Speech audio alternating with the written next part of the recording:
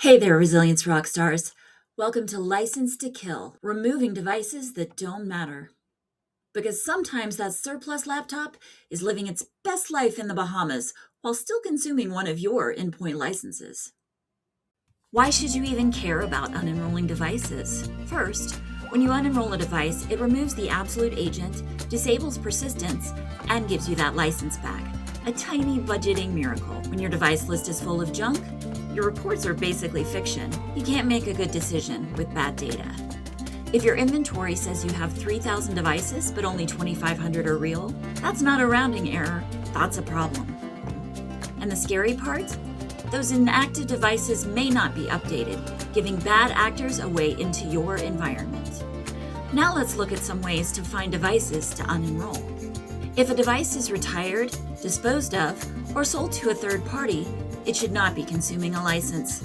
Of course, there's always exceptions, like that one transportation system that only works on Windows 7.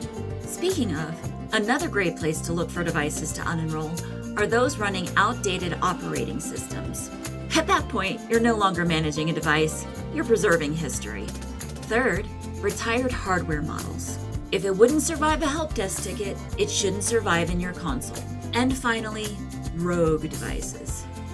These could be devices that don't follow your naming convention, are not joined to your domain, or in some random location outside of your state, or maybe even the country. Sometimes rogue devices come from quick tests that become permanent, or devices your warehouse team conveniently forgot to tell you were surplused. Bottom line, rogue devices are not just messy, they're risky.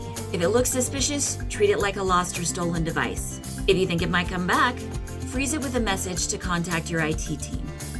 If it's clearly not part of your environment anymore, let's unenroll it. Now that we've decided which devices to retire, let's prepare the ones we want to unenroll. For those decommissioned devices, I like to start by adding a column for activation date. Just drag it right under last connected. Now we add filters. Start with activation date is not within the last number of years. So if you buy on a 5-year cycle, start there. Next, we'll add a filter for last connected, not within the last 1 year. Tweak this as you like, but usually the combination of older activations and not being connected means they're gone. If this is a query you'll look for repeatedly, it makes sense to save this as a report. So coming back here to the console, once all your columns and filters look the way you want them, come up here to the second icon and save it as a new report. Name it something you can remember, like old devices to unenroll. Optionally, you can add a description like devices over 5-year activation and 1-year connection. You can also choose to share this report so other people in the console don't have to make it themselves. Once you've saved it as a report, you can also schedule it by clicking the calendar icon. Choose a monthly recurrence, maybe the last day of every month. Add recipients like a distribution list for your asset management team, so you don't forget to review and unenroll those older devices. Other filters we talked about include older operating systems. For this one, add a filter for platform type is Windows, or Mac or Chrome if you're doing those.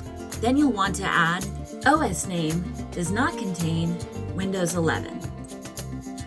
You can also filter by model, contains, you're looking for latitudes.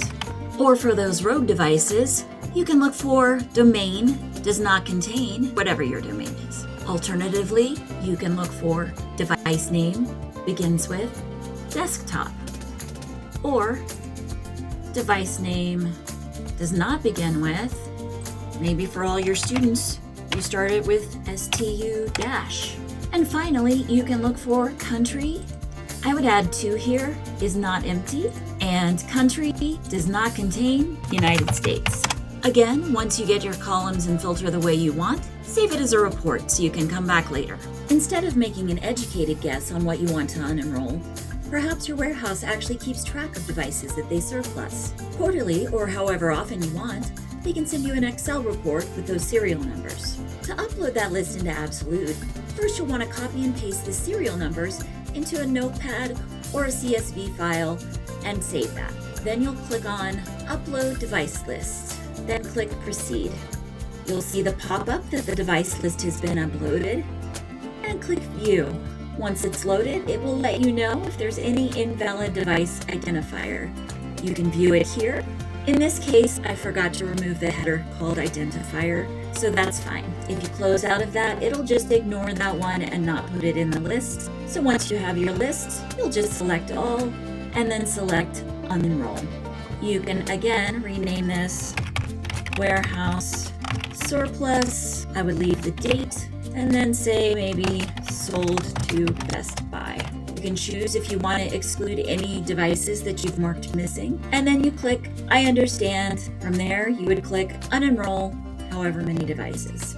If you don't have a list, just come back to your saved reports, check the box to select all, then choose Unenroll and follow the same steps. Don't forget to name it something like old activations in case you have to audit it later. It's just that easy.